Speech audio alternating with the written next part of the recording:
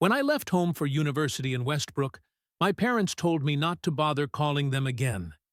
It felt harsh, but I assumed they were just trying to push me toward independence.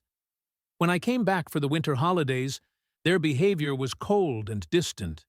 No gifts, no warmth, just silence and tension.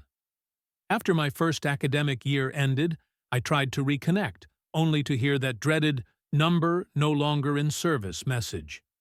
My heart sank. Out of desperation, I called my grandmother in Fairhaven. She told me, in a hushed voice, that my parents had moved across the country. She had their new number but said they instructed her not to give it to me until I had proven myself and graduated. Then she hung up. I was left stranded, broke, and with no place to go. I had to sell nearly everything I owned, scraping by for weeks on park benches and shelter beds. Every dollar counted. I lived on less than 15% of what I made doing odd jobs and saved the rest.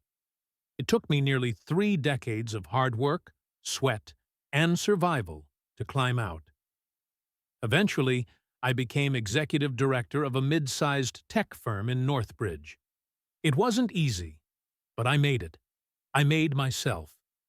2 weeks ago, out of nowhere, I ran into my mother at a local cafe.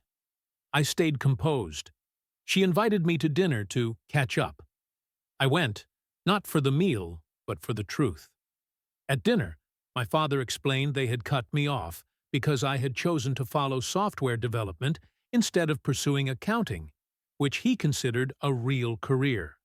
I quietly replied, "Well, that so-called hobby made me a millionaire." Without missing a beat, they asked me for $2.3 million for raising me and shaping the man I had become.